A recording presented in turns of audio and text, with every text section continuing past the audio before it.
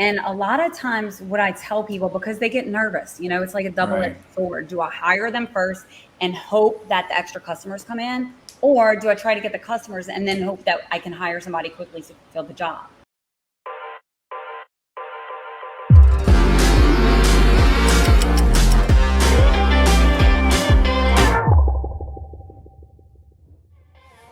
Hey guys, welcome to Home Service Hustle, where we talk about marketing, mindset, and money. I'm your host, Jonathan Bannister, and today's guest is Aimee Ball. Aimee Ball comes to us as a marketing guru. Guys, I'm going to let you know now, this is an episode you don't want to miss. She is going to be talking to contractors specifically of how to get rid of the bottlenecks in your business and allow yourself to scale. All right, this woman is all about processes and procedures, and I'm telling you, you don't want to miss it. Help me introduce Aimee Ball. Thank you for coming to the show. All right, awesome. Well, Aimee, welcome. Thank you for joining us on the Home Service Hustle. So I had the pleasure of speaking to you about a week or two ago and got to kind of understand a little bit more about what you did. I knew we were kind of in the same space. We shared the same world a little bit, but clearly you're doing a lot of new things than kind of where you started off in the marketing world. So, maybe talk to us a little bit about where you've evolved to from your original just digital marketing days. Yeah, so quick 2-minute overview. So I started back in corporate, 20 years ago, like most of us did, decided I was not cut out for corporate.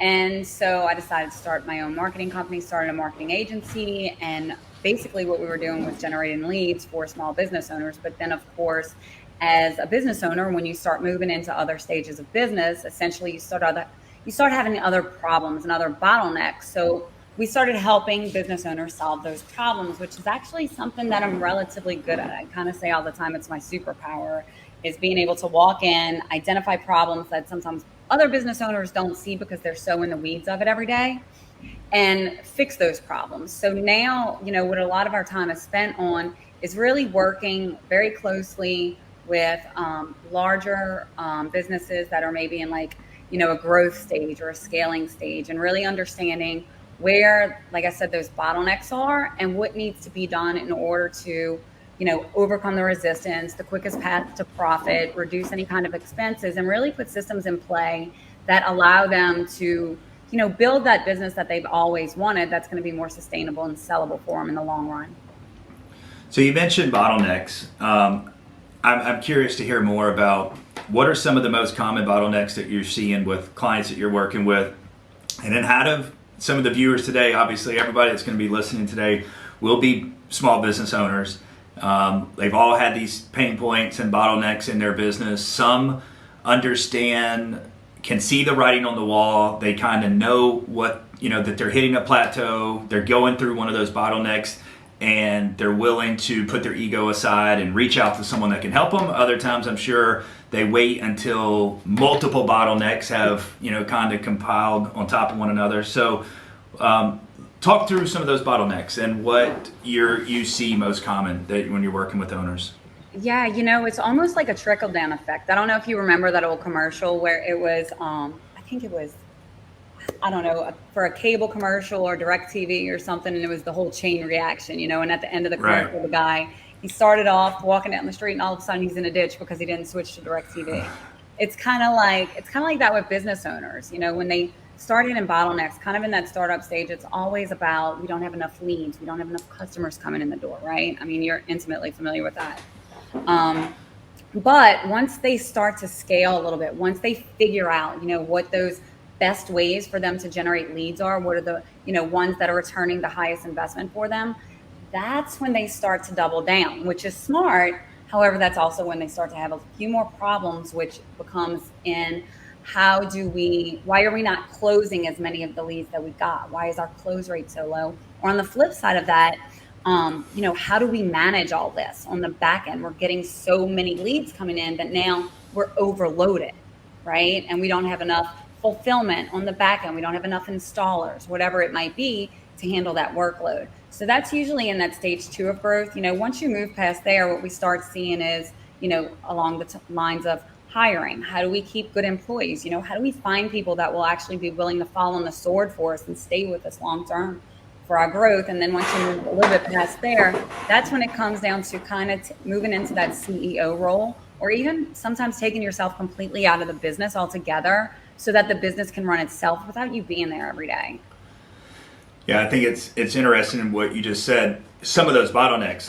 Right before I got on here to shoot this podcast with you, I had one of my clients been with me for about a year now, and so he reached out, and we were actually discussing a pain point, a bottleneck that he's having right now. Is he wants to be able to kind of turn the throttle up a little bit and bring in more leads. In doing so, he knows he's going to need at least one or two more technicians, but he's scared to bring the technicians on without having the leads, and then vice versa. What if I bring them on but don't have the leads? And I said, look, this is called growing pains, right? And I said, this is one of those things where having the right processes and the right procedures in place will make it less of a fear for you to kind of take that next step and say, like, I've got to get these guys onboarded. I'm going to have to get them trained and, living through the culture of the business that you have in place. You're not going to be able to, stick them in a truck the very next day that you bring them on, And I said, so you're going to have a ramp time to be able to get them trained and bring on leads and so forth and so on. But, this is common. And so a lot of the things that you do are geared kind of around, would you say more of like a business strategist or business coaching? Yeah, absolutely. We do a ton of that. That's where, like I said, most of my time is spent now. And to your point, I've been in that exact situation and had that same conversation. And a lot of times what I tell people, because they get nervous, it's like a double-edged sword. Do I hire them first and hope that the extra customers come in? Or do I try to get the customers and then hope that I can hire somebody quickly to fulfill the job? Yeah. So a lot of times what I'll do in those typical cases that sometimes circumvent that catch-22 is look for profit leaks in the business. Essentially there's 5 areas where you can kind of pinpoint those in sales, prices and margins, cost of sales, overheads, and productivity, right? And what a lot of times they're doing is they're not optimizing their sales strategies. So I'll have somebody come to me and say, okay, we need more business. Let's sink some more money into this marketing channel, or let's do this, but they're not optimizing what's already there. Is there a nurture campaign? Or are we already kind of harvesting that field of diamonds that we have in order to pull the most out of it? And I say all the time, it's not necessarily, somebody might fill out a lead form, or they might call your business and they might be looking for quotes. They're getting a bonus when Christmas rolls around or whatever it is. Just because they're not looking to buy now doesn't mean they're not looking to buy ever, right? So you have to, and you have to put those nurture systems in place. Do they have a referral platform? Are they getting the most? Are they pricing their services right? That is a big kicker. Yeah. I see all these, especially in home services. I love you guys, I do, but and this is true across the board. I'm a plumber. I'm the greatest plumber in the area. I start my own business because I'm just have this fantastic skill, and all of a sudden I'm like, holy crap, I have to do accounting, and I have to do, I have to hire these people, and I have to do all these things that I never had to do. I just wanted to do plumbing.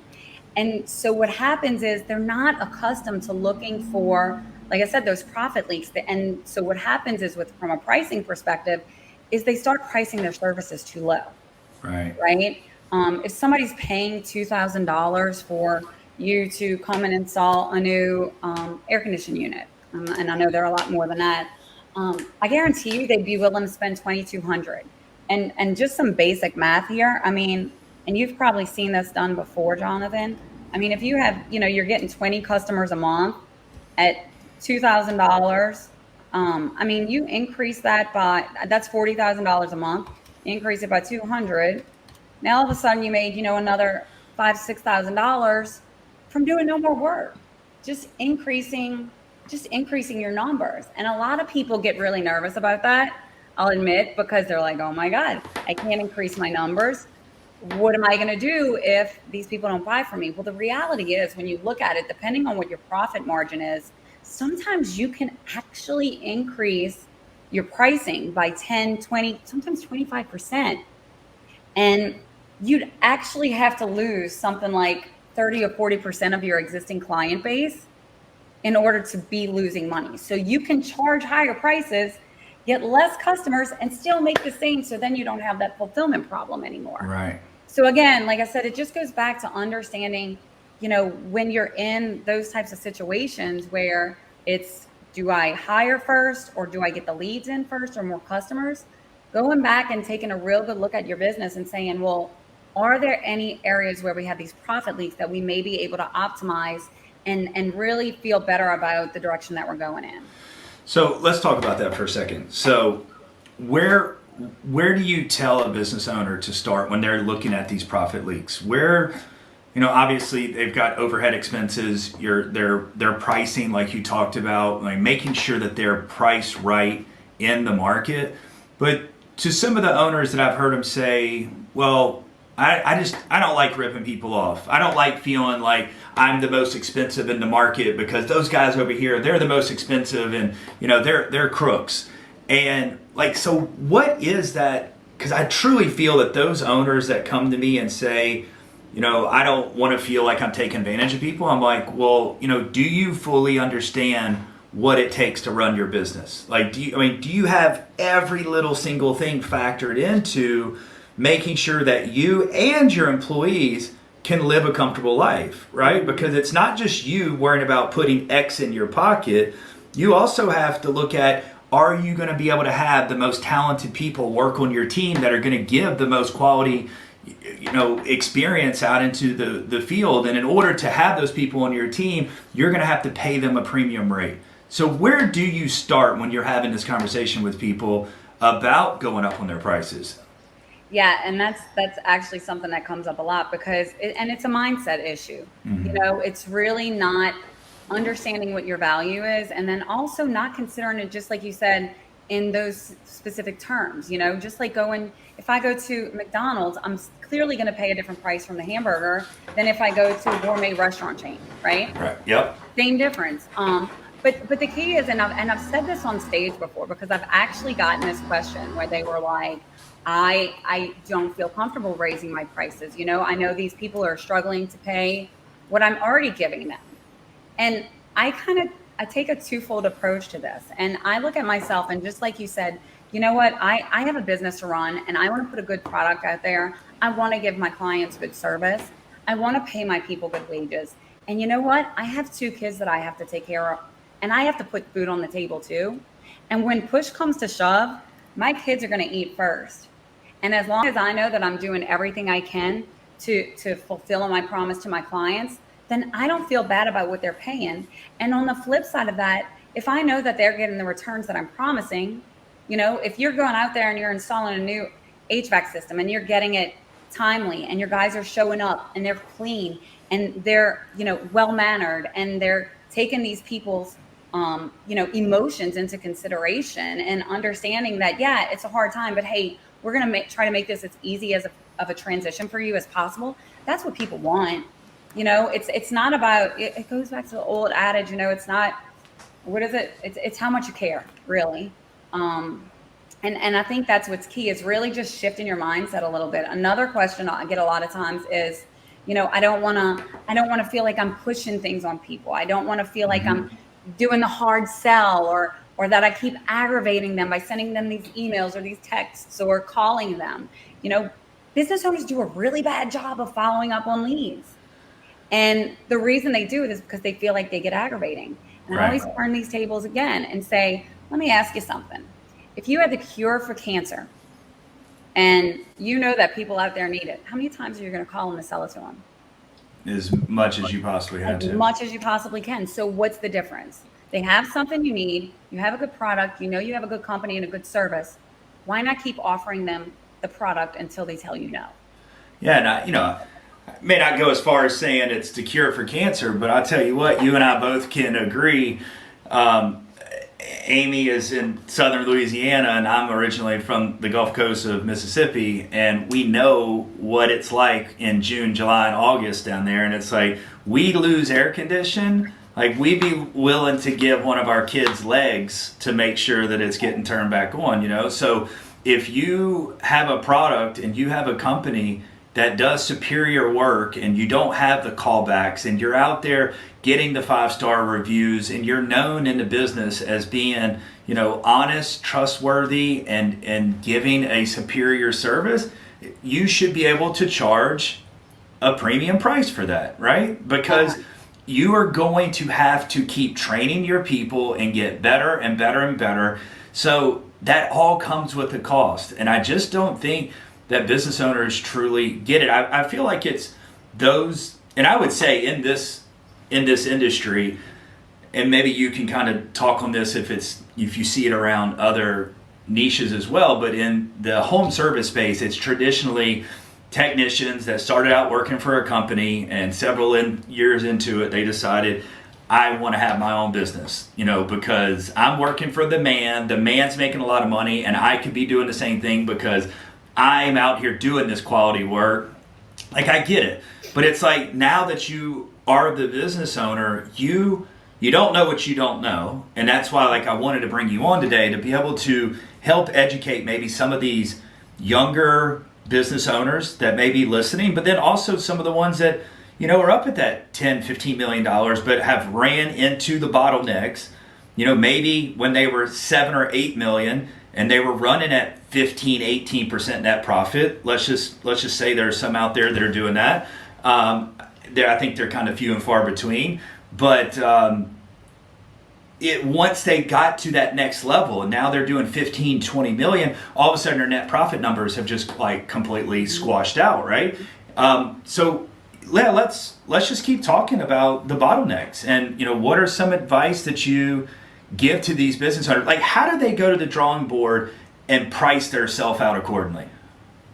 Well, I think that depends on what your profit margin is, the industry that you're in, and, you know, you can look at the competition. I always take that into consideration, but, you know, a lot of social and a lot of social factors come into play too. You know, and I think that's undervalued and not looked at enough, is that as the market changes, you know, how are you changing with it? How are you repositioning your services? You know, we go back to last year with all this stuff with Corona and, you know, everything else, all these people that were trying to transition to digital, to, you know, and I hate to use the term pivot again because I think it's just been thrown out so much, it's kind of cliche now.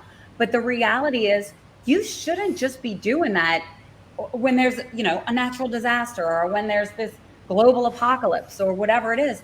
You should be doing that every year, because your customers are bobbing and weaving, they're changing. As they get older, they have different priorities in life, right? Things become more important than they were 10 years ago. I can tell you, my daughter just went to college. I was telling you this, Jonathan, and it's like my whole trajectory now has shifted from when my kids were little. You know, the things that are important to me now weren't necessarily that important to me back then, and vice versa. So if you're understanding, you know, things like your numbers, right? Who is our most profitable customer? What the lifetime value of those existing customers are, how much it takes to acquire a new customer for your company. Do you have the right marketing systems in place to hit that ideal client who actually comes back over and over and over to you? And if you know that ideal client, now you can constantly track the changes that they're seeing year after year after year, and then how you can change not only your marketing, but your sales, your positioning. How do you need to do your training? How do we need to, you know, approach the customer? I mean, you know, door hangers 10 years ago, 15 years ago were the way of the world. And now with Facebook and Google ads and everything else, people still do door hangers, but I mean, they're not as successful. Effective. Right. That's right. Yeah. So let's talk about, where do you see advertising and marketing and branding? Like, give me your definition of kind of what those three are, and to maybe we can speak to the listeners, because I see obviously all three of them differently. And I think that's one thing when we're talking about pricing and making sure that you have yourself priced right in your market. When you start looking at branding can get very expensive. Branding has to take place. It needs to happen. It needs to happen for you to enable, for you in order to grow and scale your business, one. It'll help with your overall marketing advertising costs going down in the future. It'll help with conversion numbers, but a lot of people, they don't want to put money into something that is not going to make their phone ring immediately, right? So let's talk about what your definition of all three of those are.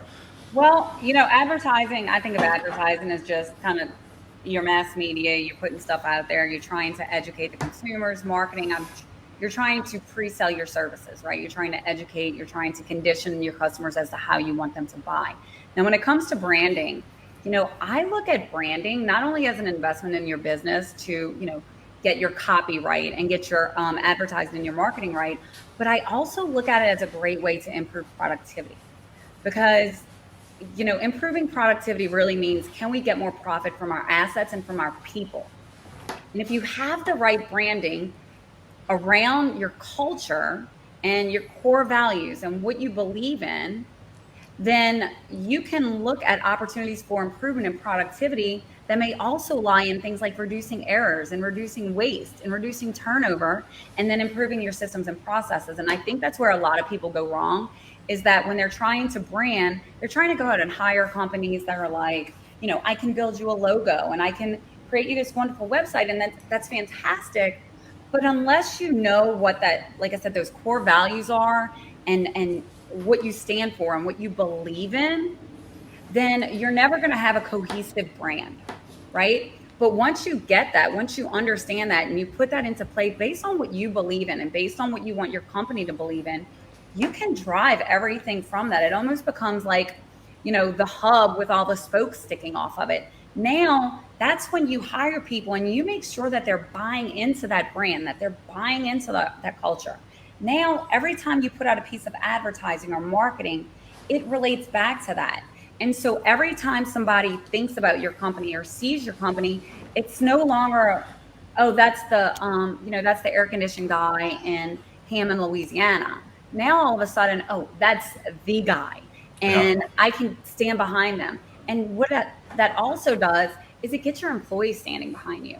And so it goes back to what I was talking about earlier. Where are those loyal employees now? How do we reduce turnover? Who are the guys that are going to die on the sword for us and be just as committed and loyal to this business as I am? Because when it comes to, like I said, that last stage of growth where you want to step out of the business, unless you have that team built, that culture in place, you're never going to be able to do it. And that all starts with, what do we need and how do we create that brand, that image?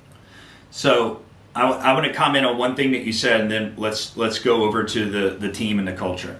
So when it came to branding, I remember years back, before I got into the space that I'm in now, I was actually in law enforcement, and I remember thinking of these certain companies that always did certain advertising campaigns. Like there were the Toyota companies in my local market, and they were on every single commercial every time I turned. And I was thinking, like, you know how much money they're wasting? Do you know that no one is like watching this TV commercial right now and writing down this offer, this new car that's coming out? And then it wasn't until obviously years later, and I started understanding how this stuff worked, and it's like, no, but what was happening was, when it was time for a new car, or they were thinking about potentially getting a Camry, they weren't going to have to go to Google and go, I need to see Toyota dealerships around here, or show me a place that has Camry. They're only going to think of that one dealership that they always saw. And if you have the right culture in place, and you're producing a superior product and service, and your branding is on point, you're going to win. Like, you are going to be the dominant player in whatever market that you happen to be in. So I think it's interesting when I'm having these conversations with clients, when I'm talking about, doing a big video production and, putting it out on connected TV and Hulu, and getting the top of funnel full with different video concepts, and then, doing the retargeting play and building that trust and credibility.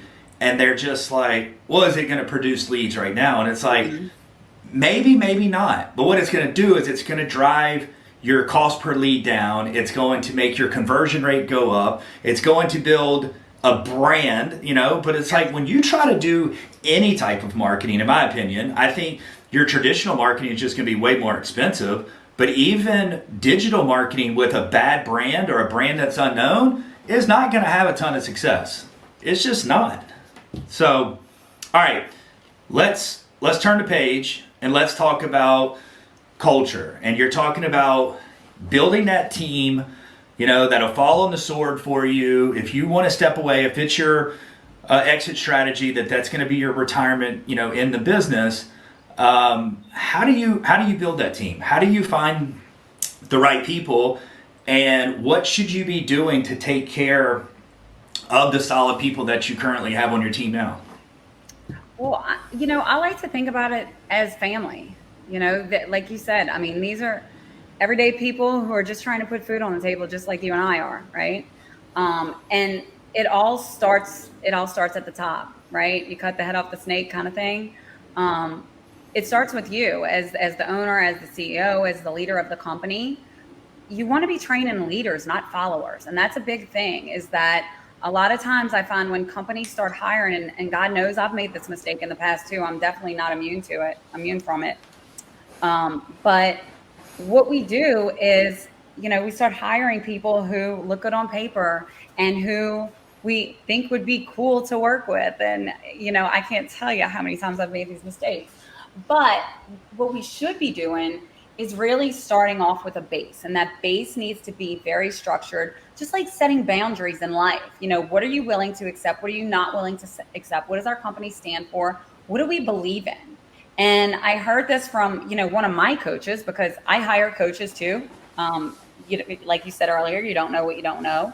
And one way that he put it that I really, really vibed with was that he brings in people for an interview, and the first thing he does is he lays a piece of paper on the table, and he says, "These are our core values," and he'll name them off, and he'll ask them, "Okay, number one might be accountability," and he explains it to them.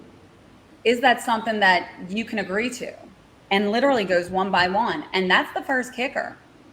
I mean, he positions it a little bit differently than that, but if they're not in line with the core values, and you'll find people will tell well, I'm really not strong in that area, or whatever it might be, then they're not a good fit for your company. Right. And like I said, I also look for people who are persistent, people who are committed, people who, have that, not necessarily a hustler mentality, but a coachable mentality. Yeah. Because if people are coachable versus know-it-alls, they're a little bit more likely to be successful. And we've used aptitude tests and everything else, but really what it's understanding is, I think, knowing what you're hiring for, knowing what their job description is going to be, making them feel like they're part of the family, part of the team, making sure everybody's on the same page, and training them as leaders and not followers. I don't want somebody who's going to take orders from me all day. I want somebody who's going to look at an opportunity and bring it to me and have an open door, and everybody's going to be learning and committed to growth and moving in the right direction, and reward them accordingly. Don't try to gyp people. Pay them what they're worth, because they're running the company for you. Yeah, so I had a dinner last week. Now a new client of ours, but I went up to have dinner with this husband and wife, and absolutely amazing people. But I went up there to go have dinner, break bread, strengthen the relationship. Obviously left there with a new client, and it was interesting that the husband was sharing a lot of his backstory and kind of said how much he has grown over the last few years as a leader, and where there were times, we're human, right? Like we're all going to make mistakes. We're all going to have things that we do that we're not proud of. And he talked about how he ran his business, in the past, kind of with a very angry leadership mentality, right? Because he said he was angry at himself. He was mad at himself for a lot of the things that he was doing that weren't right. So when something would go wrong, he would take it out on his crew. And he was screaming at him and yelling at him. And where he now realizes that it was the worst thing that he could possibly do. And he ran a lot of probably good people off. But he's, and it's like a lot of people, and all I could do was just say like, and like, I appreciate you sharing this. And it really, it opens up, people's eyes like myself to see that we're all imperfect, and we're all, as long as you are learning and trying to get better. A couple of the guys on my team, we talk about 1% every day, right? Like we want to get 1% better every single day. And as long as we at least have that mentality, we know that we're going to continue to deliver, solid results for our customers, because we're not going to let our egos keep us stuck and going, we're the best and we don't need to grow, we know it all. Like that's the worst attitude that you could possibly have. But I think one other thing that you mentioned was one of your business coaches, or like one of your coaches that you have. And we had a guest on last week who's actually a mindset coach, right? Like he's a health and fitness and mindset coach who has multiple coaches, and he's like, no matter what stage or level you are in your career, there's always people out there that can guide you and help you get better and stronger every single day. So, how long have you been in the space? And then, how many different coaches have you had, help you along this journey? Oh, I'm a knowledge sponge. So anytime I feel like I can absorb something from somebody else, I'm like, you're hired. I've been in training and consulting for about 17 years, but I've been specifically more like in my own business in the marketing space and in the consulting space with entrepreneur and coaching for about 8 years now. I've probably had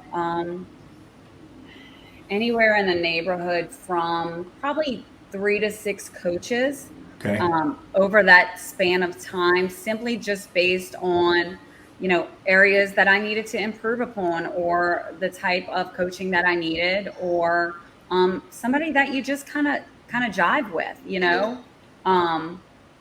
and that's what's important. A lot of people see these coaching and consulting, whether you're a business owner or entrepreneur, and you see a great ad and it looks cool and it's great and all, but you really need to do your due diligence a little bit and understand what you're looking for before you just go start and throw money around and buying something that's the next shiny object, because it may not be a good fit for what you're trying to do. Yeah, the shiny object syndrome. So literally just had that conversation with a client today, and I just kept referencing, and finally I just said, like, you've got to stop chasing the shiny object. I said, at the end of the day, understanding your numbers, understanding how to position yourself as the best in your area, your service area that you're in. I said, those are the things that you need to focus on. I said, but chasing these other people that are in your space that, that maybe, have had or are having greater success than you are right now. I said, you can't compare yourself to these other people. I said, you're going to lose focus on what your ultimate goal is. And, for me personally, the only person I'm competing against is myself. Mm-hmm. Like I'm competing against the guy that I was up against yesterday, and I want to make sure that today I'm better than the guy that was me yesterday, right? But I told this guy, I said, listen, I can compare myself and put myself in your shoes, because I can look at one of my competitors, if I see them put something out there and go, oh man, this is some new secret sauce and they're going to take over the industry. I said, I can let my mind go there and stay there, and then I get stuck and I get lost.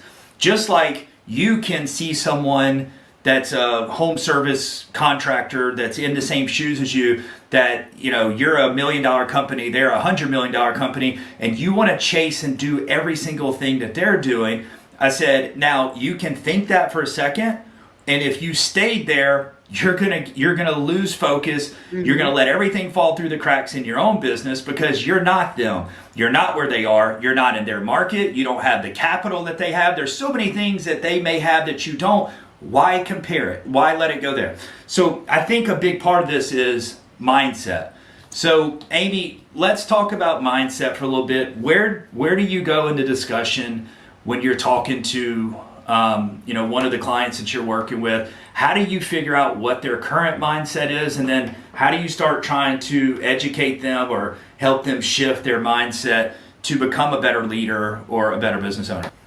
Well, we have a very stringent questionnaire when people come in that kind of gives us a little bit of understanding around what they're going through, what they're struggling with, how they feel about their business, how they feel about raising prices. And we ask the questions more in a way of, have you raised prices in the past? Have you looked at this? Have you looked at this? And just based on the answers to those questions, we can kind of get an idea for where it is that they're struggling out of fear, based out of habit, or whatever it might be. But to your point, and what this leads into, again, it's about understanding what you stand for. What is your company there to provide? What service are you offering? All these things go further back. And, I like to say that, what you see is what you get with us. I'm not going to overpromise anything. I'm not going to underdeliver. I'm not going to make promises I can't keep. We're going to own our mistakes if we make them.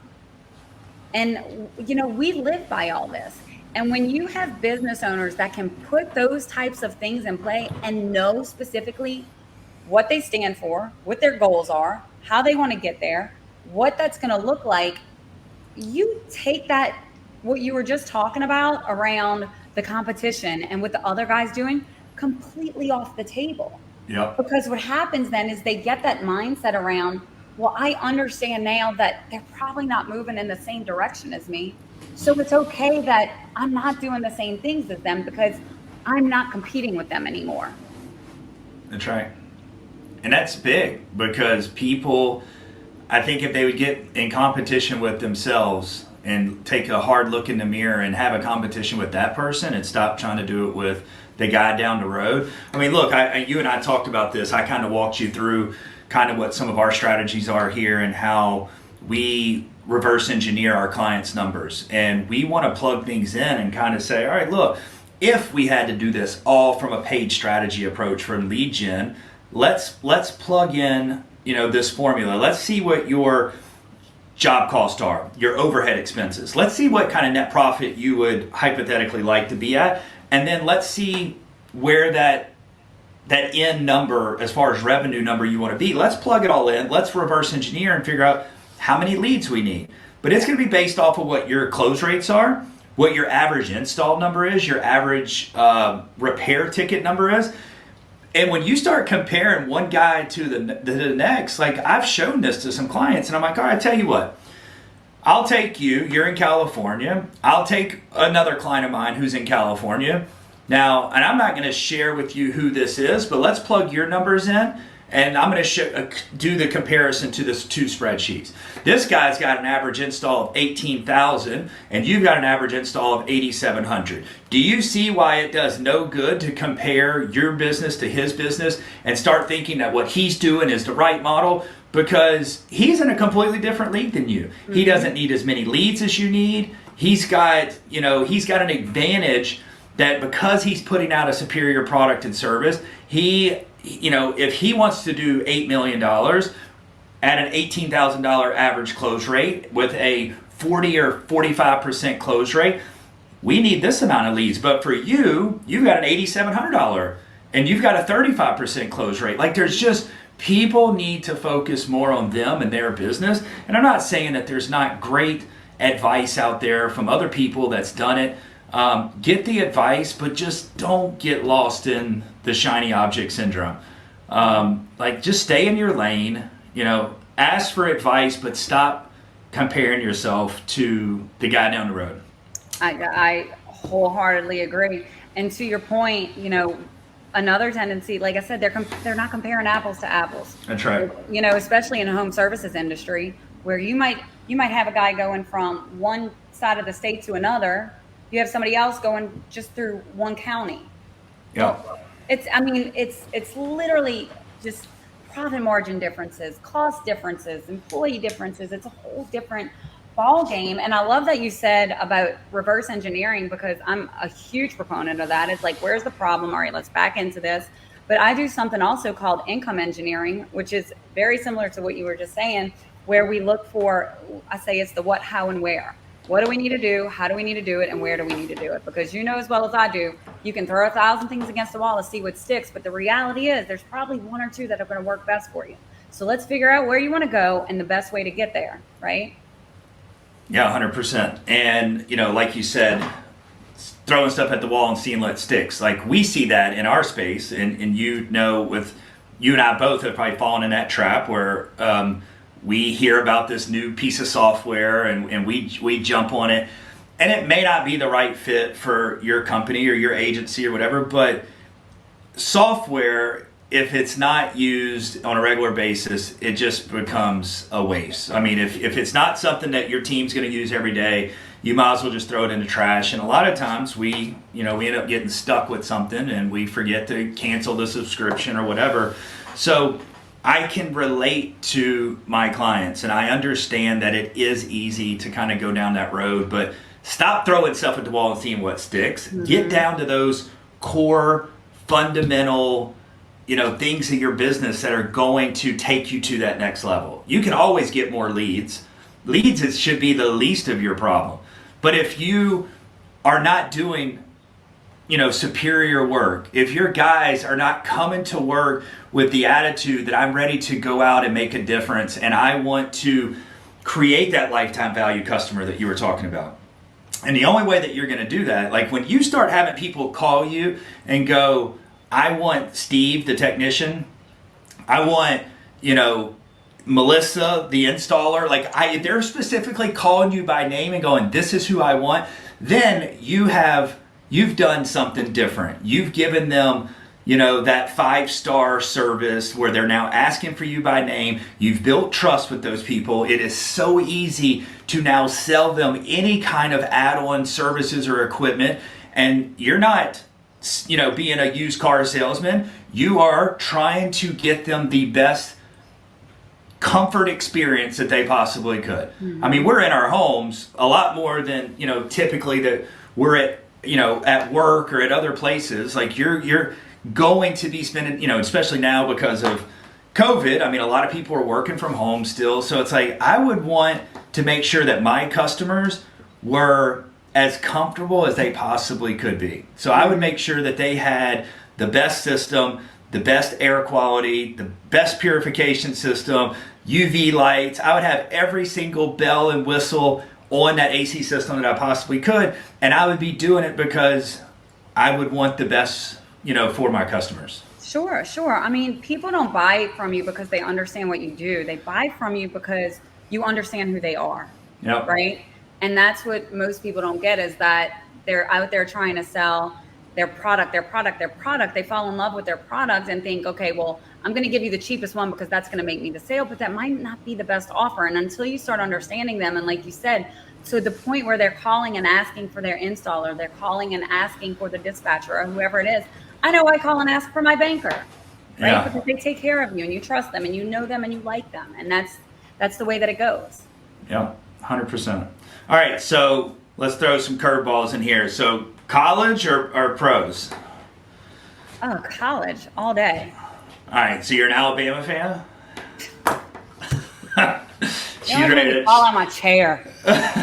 All right, so everybody can hopefully tell with your accent that you are as Cajun as they come. So, I mean, I guess you're diehard LSU your whole entire life, right? I do, but my daughter's at Texas State now, so it might be a convert. I don't know. Well, I mean, I'm a Texas resident now. I don't foresee myself leaving, so I'm okay with that. All right, so now let's talk about money. When do you have this conversation with your clients? And is it always about top line revenue?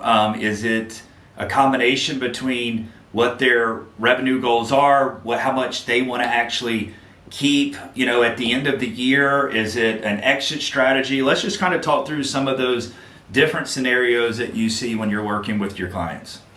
Yeah, one of the things that I like to do is understand, and I mentioned this earlier, exactly where they're going. Because here's the thing, you get into business and everybody's like, oh, well, if I make a ton of money, I'm going to be super successful. And yeah, that's great and all. But the reality of it is you can also become chained to your business. And I've seen a lot of business owners fall out of love with, this dream that they started, because and it starts when they start to drag themselves to the office every day, dreading whatever's on the plate for the week or anything else. And basically they get to the end of their rope and it's like, this is not what I signed up for when I started my business. It's supposed to be fun, exciting, and rewarding and profitable, and it's just not anymore. So one of the things I like to do is really look at ways that we can make it lucrative and more fun, so that it's not, annoying and lame and frustrating anymore. So we'll really understand, like, not only from a business perspective, what kind of cash and strategy they actually need to have, but also from a personal perspective. What does financial independence mean to you? It's something more important here than making money. It's do you want to live in the home of your dreams? Do you want to drive the sports car? Is that important to you? Why is that important to you? Do you only want to work 2 days a week? Do you want to go on vacations to certain places? Whatever it might be, everybody kind of has that dream of success. Yeah. So really understanding what that is helps us sometimes create a better strategy for them than they even knew they needed. Because I can't tell you the amount of times people have come to me and said, Aimee, I want to, go from 5 million to 10 million in the next. It's like, well, do you really? Because let me paint a picture for you for what that's going to look like. And then all of a sudden, that picture changes. And then we go back and look at, like I said, okay, how can we, with the least amount of effort, create the biggest impact? So let's start there. Yeah. So that's usually what we do when we start talking about that money thing, because I think a lot of people don't even really understand what they really want. You're right. No, you're 100% right. And I think I discussed this with you, that back when I did the sales at our agency, I had this master book that I would always use, that I would have these conversations with these new prospects, and I would ask kind of the same questions, how big's the company, total revenue, how many trucks do you have, profit from last year. I want to understand some of these numbers. And then obviously I'm going to ask, where do you want to be in the next 12 months? Mm-hmm. And it was funny that I started seeing this trend as I went back and looked, that it was like, oh, we're at 2 million, we want to be at 3. We're at 3.5, we want to be at 4.5. They all had these perfectly round numbers. And then it was kind of like, there's no way that you really put any kind of thought into this. It was just a round number that kind of rolled off your tongue, and it sounded good. But they have no clue what it's going to take to get there, right? From a growth perspective, from a lead perspective, from a ad budget perspective, because now we started reverse engineering our clients' numbers, and we start showing them, all right, well, look, we can hit $1 million in revenue this particular month for you, and that's what needs to happen because this is one of your prime months, and we need to hit $1 million this month. But in order to do that, it's going to take $48,000 in ad spend. All right, we still need to get 50 or 60% of our leads from organic and GMV, but it's still going to take, let's say, $48,000 in from Facebook, from YouTube, from Google, whatever. And then they start, like, their jaw hits the ground, and it's like, well, wait a minute, you said you wanted to grow and you wanted to do 15 million this year. All right, you're at 11. And like, so you say this crazy number, like, because you think you've got the trucks or you've got the buying power with the manufacturer to get the equipment, but like, you didn't really put any kind of thought in where are you going to get $4 million worth of new customer acquisition from? Like, you think it's going to fall out the sky? So I think it's interesting that you said that a lot of people don't understand what they really want, and that's, you got to kind of dive deeper into it. We're in the same place. I am currently trying to rebuild our whole culture here at Cornerstone, at the marketing agency that I run, and we're implementing EOS currently into our business, and those core values are a big topic, right? Like, we're establishing the core values now. And, we're going to have the 12-month plan, the 3-year plan, the 10-year, goal plan. And it's already been told to me by my implementer, like, your goals are going to change multiple times over the next year, the next 2 years. And that's why you're going to keep evolving. And as you evolve, some of the things that you saw or you wished for or that made sense last year aren't going to make sense now. So I would encourage, business owners out there, set those goals, but those goals need to be evaluated every quarter, every month, every year, because they're going to keep changing, right? And I think, I'd love to hear what your feelings are on say the word for me. Manifestation. So keeping your eye on that target, right? But how important is that to business owners when you're talking about mindset? I've heard some people think it's silly that they're like, well, I want this particular car. This is the only thing I've ever wanted my whole life. But they put it in their mind, and that's a goal that they're working towards. And then once they achieve it, you need to celebrate those wins, right? And if you can afford it and it makes sense on your whole financial growth plan and strategy, I absolutely think, what's a waste to somebody, to one person is that thing that keeps the next person in line and keep moving forward. So what is your thoughts on, putting those goals, and maybe it is an actual object that you're kind of fighting every day and waking up every day grinding for? Yeah, well, I think to your point, I think it's relative. If you're making $1 million a year, you can probably go afford the sports car. If you're making 60, probably not such a great idea. Right. However, I absolutely think everybody needs to have goals. The biggest problem, though, is probably 90% of people don't track their numbers. So now all of a sudden you're creating these lofty goals that are really, quite honestly, and usually unattainable based on what you want personally and what you'd like to acquire or where you'd like to be and how many days a week you want to work. But you don't even realize that because your close rate's at 10% and your sales team hasn't been trained, that's the reason why you're never going to hit these numbers. If you don't know, like I was saying earlier, things like your close rate, your number of leads coming in, your book calls, your book call to conversion rate, your close sale rate. All these things are massively important in order for you to understand where you're going. It's the old thing again, here I go with my sayings, is that you can't figure out where you're going if you don't know where you've been. That's right. So that's the biggest thing. And I tell people every day, maybe it's a pain in the butt, hire an admin to do it for you. But you have absolutely positively have to track your numbers, because you have to create short-term objectives as well as long-term objectives. And one of those questions I can tell every time who's lying to me too, because when I ask them, what are you struggling most with? If they tell me something that's way off from what all the other questions tell me, I know instantly that they haven't been tracking their numbers. Right.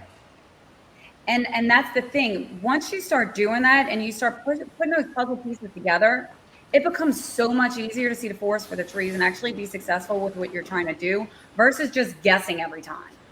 Yeah, and I think a big part, and this is probably, obviously, I would think more of a struggle that you have than myself, is for me, trying to tell somebody they're wrong, because we listen and analyze every single call and lead that comes in from every single vertical that it's coming from.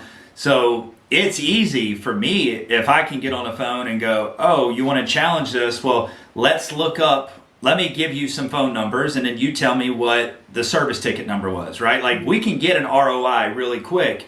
But when you're talking about trying to open up and change the mindset of some of these business owners, I think your ego can get in the way and hurt you a lot, because they've been doing it the same way. And even though they're feel like they need help, right? They understand they've plateaued, they're hitting some bottlenecks. They may have brought you on, they've hired you. I think for me, I love the TV that I watch is, shows like Marcus Lemonis, The Prophet, right? Mm-hmm. So, and you see it, he comes in and this guy is one of the brightest entrepreneurs on the planet. And then these people are still going to argue. They're going to argue about their numbers. They're going to argue about their processes. They're going to argue about how, no, this is the way I've done it and I'm not going to change this. And it's like, Well, that's probably what's gotten you here in the first place. Uh-huh. So I can see that. I mean, I'm sure you've, beat your head up, against your wall several times, like trying to talk to these people and going, like, I'm here for a reason, right? Mm-hmm. Like, you've brought me in for a reason. You need help. But if you continue to do it the same way that you've always done it, but you expect something miraculously different that's going to happen, like, that's not going to work. So That's true. And I can tell you one of the things, and it's so funny, we ask is, what do you feel are the top 3 obstacles keeping you from achieving, your business vision?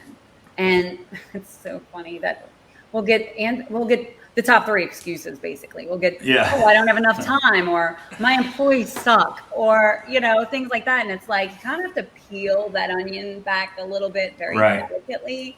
Say, okay, well, tell me why you don't have enough time. Tell me. And then you're uncovering, well, they don't have any systems in place. And, every time they hire somebody else, the owner has to literally sit down with them and train them. There's no SOPs. There's no consistency to anything. It's just hodgepodged all together because, that's how we built our businesses. I did the same thing. I say all the time, the number one thing I wish I would have done differently is implement systems from the get-go. Yeah. Versus just trying to piece stuff together as I needed it. And that's where a lot of business owners get stuck. And that's where they get in that mindset, like you were saying, of, well, this is the way I've always done it. And this is the way the guy who taught me did it. And this is what I've heard I should be doing. And that's great, but look how it's working for you. Yeah. Yeah, I think it's all about just getting out of your own way. I mean, but what's important, I shared this with a client of mine that's been with us for years, and I was showing him our new reverse engineering strategy and spreadsheet and stuff, plugging our numbers in, and I said, does this make sense? This was about 2 years ago. I said, does this make sense? And he said, oh, yeah, it makes perfect sense. And I said, I apologize that, you're probably sitting there thinking, well, why didn't y'all just do it this way all along? And I said, you don't know what you don't know. And he said, no, let me stop you. He said, I appreciate you bringing this to me. I fully understand what you're doing. He goes, I think it's genius. It makes sense that now you're putting me, based off of my numbers, you're putting me on a trajectory to figure out what it's going to take from a cost perspective to hit my actual goals that I have. He said, but don't ever doubt, things that you don't know. He said, the thing is, if you're not growing, both personally and as a business owner, you're dying. Yep. He said, so don't ever feel bad about, coming to someone with something new that you've learned. And, that's why, I love hearing, you talk about you're a coach yourself, but you also have coaches. You don't know what you don't know. If there's somebody that can help you grow, that you can then pass that on to your clients and their team and, so forth and so on. Like that's what you want to do to continue, growing your career. So for sure, I'd rather learn from somebody else's mistakes than take 5 years 100%. to figure it out for myself. That's right. All right. So closing up, what advice would you give? Let's hit on all 3 real quick. So we're talking to business owners. Give 1 tip for marketing, 1 tip for mindset, 1 tip on money. Right now, they're listening. They may be having issues with all 3. They may be having issues with 1. But what is 1 little tip that they could go and maybe look at now to help change something in their current business model they have on marketing? On marketing. I would say on marketing, look at some of those profit drivers. Consider things like you were mentioning leads. What are other ways we can get leads in the door, possibly, especially when it's circling around those things like you have a fulfillment issue, that catch-22 we were talking about, versus do I bring in the business first or do I bring in the employees first? Look at different opportunities, channel partners, people that are selling to the same audience that you are. If you're in landscaping, you might partner with a full services guy and then switch each other's lists, and it's easy marketing. You could set up a email marketing system or a automated text message, whatever it might be, and start hitting those people and nurturing those other lists. And that's an easy way to get a whole bunch of leads in your platform within your geographic area that you may not have thought of. Also, just hit those 3 levers. How do we get more people to buy from us more often and spend a little bit more money?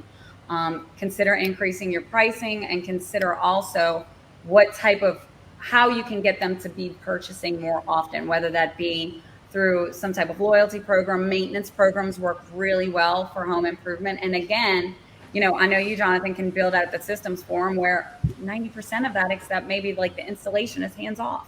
That's right, fully automated. So that was some great tips, Aimee. Mindset. What could someone do that maybe they're having one of those bottlenecks? Maybe I talked to a business owner recently, and he said, recently, a couple years ago, he was done. Like, he was going to check out. He was tired of the struggle. It wasn't even a grind as much as it felt like it was everyday struggles. A lot of that was probably because not having the right processes and procedures in place, right? But what can someone do right now that's listening? They've heard a lot of, great advice from you, but they just need to change their mindset just a little bit to maybe wake up tomorrow with a better attitude to get in their business and make some changes. One of the biggest pieces on mindset, probably the best piece of advice that I've ever been given, is be humble and be grateful. Just waking up every day, first thing you do in the morning, 5 things you're grateful for. Before you go to bed at night, 5 things you're grateful for, changes your whole day. And be humble, be willing to say, look, I'm not sure about doing this. People are willing to help you. People are willing to support you, and surround yourself with the right people, because a lot of times, sometimes they can see that in you before you can, and your mindset automatically starts shifting when you get in those new circles. I love it. All right, and the last one is on money. So you've given some awesome advice, especially when we're talking about increasing prices or just making sure that you're priced right. What is a tip or a couple tips that you could leave someone, and this can be about their personal finances, the business finances, or their actual numbers of their business. What is something that you would want to leave the guests with today when talking about money? One of the things is, I would say, don't be so quick to spend it. A lot of times, especially when they're working with a marketing partner like you or coaching, it's really easy to see those quick wins and you get all excited and then you go blow it on the new car. Think about longevity in your business. Make sure that you're reinvesting into your business and look for other opportunities of growth, different revenue streams. I have a very close friend of mine who actually runs an investor group, and one of the things, I'm actually in that, he's a former Wall Street hedge fund manager. And what he now does, he got tired of working on Wall Street, and he's an expert at bringing in all these different opportunities from a business perspective that provide very good returns, huge passive income for these business owners. So now these business owners can actually diversify their investments, whether that be for retirement, leaving legacy wealth, or whatever that is. So really think long term, especially once you start getting all these systems and everything in place, as to where you want to be. I hate saying it, but 5 years, 10 years, 15 years from now, because your priorities, like I said earlier, they're going to change. Your why is going to change. The things that you want to do on a daily basis are going to change. So really be smart with how you're spending and where you're investing. And again, on the front end, in order to make sure you don't have those profit leaks, go and plug all those holes by hitting some of those things that we talked about earlier, to really make sure that you're increasing and taking advantage of your profit margins as much as possible. I love it. All right. So one last thing I wanted to ask. I read, or didn't read, you and I had spoke a week or so ago, and you mentioned wealth legacy. Mm-hmm. What does that term mean to you, and why is it so important with some of the people that you're working with? So, legacy to me, and I think I posted something about this on Facebook not too long ago, it's that, it's not so much what you leave for people, but it's what you leave in people. I do want to leave, obviously, something for my kids. I'd love to have them taken care of for life, and their kids' and kids' and everything else. But most importantly, I just want to, for me, a wealth legacy is a wealth of knowledge, a wealth of education, a wealth of understanding. And understanding how to implement those tactics and strategies, because, here today, gone tomorrow when it comes to money. Look at this economy right now, but you can't take away somebody's intelligence. You can't take away the knowledge, and you can turn around tomorrow. And I say this all the time. If I lost everything today, I know I could turn around tomorrow and go do it again. So for me, that's what a wealth legacy is. But I think that that's personal to each and every person. Yeah, that's some great advice. what you leave in people is really going to matter, because our kids are going to spend it and blow it probably a lot faster than we were able to make it ourselves. So, Amen. yeah. I think All Mom's right. already doing that now. Well, I mean, yours, I think every time you say that, now I think about your son and his Waffle House experience. So, he's got multi-talented that he'll be okay if Mom doesn't leave him anything, I believe. Well, I'm gonna tell you, he just shaved his eyebrows the other day for $150. So I did see you post that on Facebook, and I did see where you went researched like how long it was going to take for it to grow back, and it was kind of like an oh shit moment, and he didn't realize it. And I think when you divide that into that 150, he's going to see it was not a real good investment that he made. No, it wasn't. It wasn't. Hey, lesson learned. That's right. I mean, those are things that you, as a mom, like, you can't prevent him from that stuff. I mean, he's got to learn on his own. How long do you think it's going to take to grow back? God, I don't know. They said they grow at like 0.14 millimeters per day. I don't even know how big a millimeter is, but I'm sure it's microscopic. Yeah, you're gonna have to go get like horse shampoo or whatever it is that like, give helps. Some collagen. How about that hair? Well, Aimee, I appreciate you coming on the show today. You dropped some, valuable nuggets, to say the least. How can people reach you if they would like to look at setting up a call, possibly looking at you helping them with their business? What is the best way for them to reach you? Yeah, so actually both of our websites are being rebuilt right now. Probably not the best idea on my part, but typically probably within the next couple weeks or so, they can either go to aimeeball.com or entrepreneurecosystem.net. Okay. You can also reach me on Facebook. So that's always monitored. Perfect. Well, and when we send the replay of the podcast out, I'll make sure that it's got your website links and stuff on there. I just think that, Bottlenecks, I feel like, was the key talking point of today's show. And it's something that business owners, I don't care how great you are as an entrepreneur or as a business owner, you're going to run into bottlenecks. It's going to happen more often than you probably realize, especially starting out as a business owner. You think, as long as I get the perfect processes, I don't care what you do, you're going to run into bottlenecks. Yeah. You're just going to. You're working with humans. You're having to employ other humans, and it's just going to happen that way. So I appreciate you sharing just a little bit of knowledge and information that you have in your 20 plus years of being in this space. So thank you so much. Me. Just 20. Just 20. Okay. Well, I appreciate you coming on, and I would love to have you back in the future, that we can maybe take it to the next level and dive a little deeper into, some of the, top 5 or 10 pain points and bottlenecks that you're seeing with your clients. So sounds good. Well, thanks for having me, honey. I appreciate it. Thank you, Aimee. I appreciate it, and you have a great day. You too. Bye.